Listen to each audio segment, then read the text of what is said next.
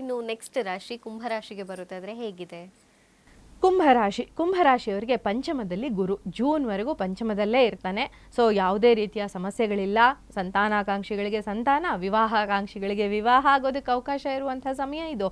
ಹಾಗೆಯೇ ವಿದ್ಯಾರ್ಥಿಗಳಿಗೆ ತುಂಬ ಒಳ್ಳೆಯದು, ಹೈಯರ್ ಎಜುಕೇಷನ್ ಮಾಡ್ತಾ ಇದ್ದವ್ರಿಗೆ ತುಂಬ ಒಳ್ಳೆಯದು ಅನ್ನುವಂಥ ಸಮಯ ಇದು.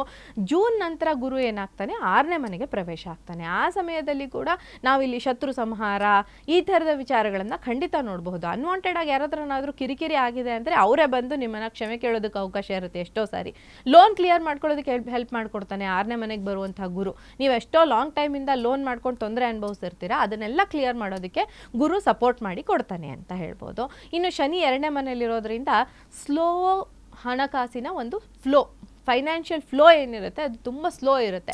ದುಡ್ಡು ಬರಲ್ಲ ಅಂತ ಹೇಳಲ್ಲ, ಬಟ್ ತುಂಬ ಸ್ಲೋ ಆಗಿ. ಆಮೇಲೆ ಈ ಕುಂಭ ರಾಶಿ ಅಥವಾ ಕುಂಭ ಲಗ್ನದವ್ರಿಗೆ ಏನಾಗುತ್ತೆ ಅಂದರೆ ಸಾಡೆ ಸತಿ ಫೈನಲ್ ಇದರಲ್ಲಿರೋದು, ಕೊನೆ ಹಂತದಲ್ಲಿರುವಂಥದ್ದು. ಅಲ್ಲಿ ಕೂಡ ಸ್ವಲ್ಪ ಕೆಲವು ಸಮಸ್ಯೆಗಳನ್ನು ಎದುರಿಸಬೇಕಾಗಿ ಬರುತ್ತೆ.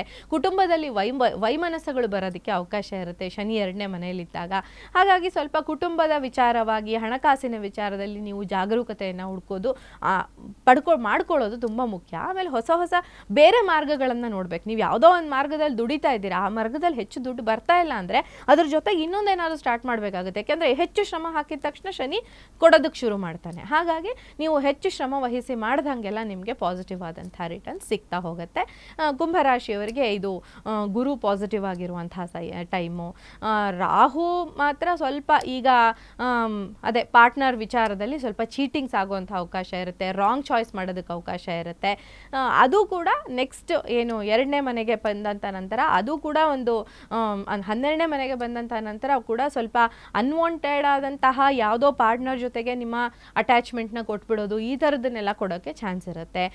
ಸೊ ಇದರೆಲ್ಲದರಿಂದ ನಿಮ್ಮನ್ನು ನೀವು ಕಂಟ್ರೋಲಲ್ಲಿ ಇಟ್ಕೊಳ್ಬೇಕು ಅಂದರೆ ಆ ತಾಯಿಯ ಆರಾಧನೆಯನ್ನು, ದುರ್ಗಿಯ ಆರಾಧನೆಯನ್ನು, ಯಾವುದೇ ಶಕ್ತಿ ದೇವತೆಯ ಆರಾಧನೆಯನ್ನು ಮಾಡ್ಕೊಳ್ಳೋದು. ನಿಮಗೆ ಸೆಲ್ಫ್ ಲವ್ ಬರಬೇಕು, ಜೊತೆಗೆ ನಿಮ್ಮ ಪಾರ್ಟ್ನರ್ನ ನೀವು ಹೆಚ್ಚು ಇಷ್ಟಪಡಬೇಕು ಅಂದ ತಕ್ಷಣ ನೀವು ರೋಸ್ ಕ್ವಾರ್ಟ್ಸ್ನ ವೇರ್ ಮಾಡೋದು ಮತ್ತು ಕ್ಲಿಯರ್ ಕ್ವಾರ್ಟ್ಸ್ನ ಯೂಸ್ ಮಾಡೋದು, ಗ್ರೌಂಡಿಂಗ್ ಆಗಬೇಕು. ಇದರಿಂದ ನಿಮಗೆ ಹೆಚ್ಚು ಶುಭ ಫಲಗಳು ಪಡ್ಕೊಳ್ಳೋದಕ್ಕೆ ಅವಕಾಶ ಇರುತ್ತೆ.